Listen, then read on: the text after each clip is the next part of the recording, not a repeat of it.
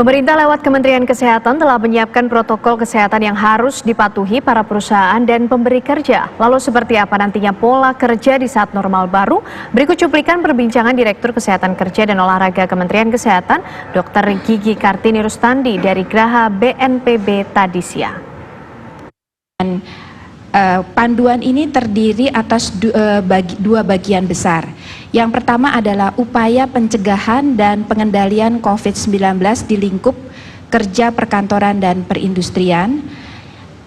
Yang di dalam bagian ini kita bicara dalam tiga bagian besar, yaitu terkait dengan upaya yang harus dilakukan selama masa pembatasan sosial berskala besar atau PSBB. Artinya saat ini ada yang melakukan PSBB, dan saat kembali bekerja pasca pembatasan sosial berskala besar atau pasca PSBB.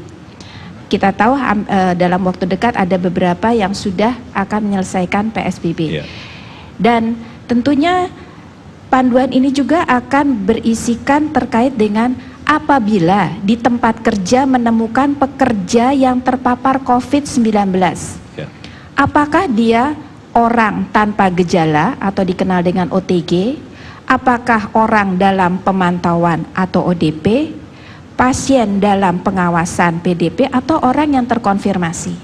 Jadi artinya aturan ini mengatur upaya kita selama sebelum pas PSBB, kemudian selama PSBB dan sesudah, gitu ya? Iya, betul. Gitu ya? Ya. Karena kita tahu masih ada yang bekerja pada saat PSBB. Ya, baik Bu. Ya. Dan harus ada upaya untuk memutus rantai penularan. Baik Ibu.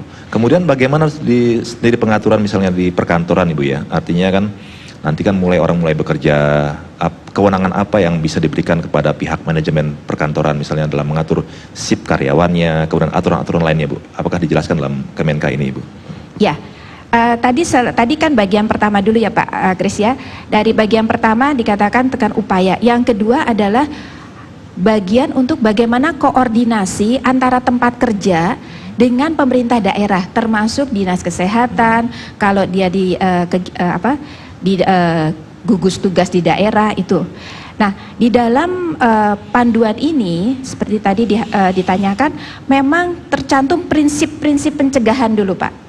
Kita tahu prinsip pencegahan untuk COVID dan pengendalian COVID-19 yaitu pakai masker. Bagaimana kita menjaga jarak, cuci tangan pakai sabun, meningkatkan daya tahan tubuh, dan makan bergizi. Nah, di dalam panduan ini juga disampaikan pihak yang ikut, yang harus bersama-sama terkait, yaitu adalah pengelola atau pemilik tempat kerja, juga pekerja, dan juga adalah pembina, apakah itu Pemda atau asosiasi dan semuanya. Jadi ini bukan hanya khusus pekerja, khusus pemilik, tetapi juga semua komponen yang terkait. Artinya semua yang terkait dengan pekerja itu ikut terlibat, mulai dari tingkat atas sampai pekerja paling bawah, gitu ya. Baik Ibu. Nah, contohnya kita lihat apa peran pengelola atau pemilik kerja. Kalau kita lihat peran dari pemilik atau pengelola tempat kerja, mereka harus menetapkan kebijakan dulu. Apakah harus ada tempat cuci tangan, apakah harus ada jaga jarak, dan untuk menetapkan ini harus mempertimbangkan dengan baik jenis pekerjaan yang di tempat kerja itu. Misalnya kan ada jenis pekerjaan masuk satu bangunan pun ada resepsionis, ada kantinnya. Nah, itu harus diperhatikan.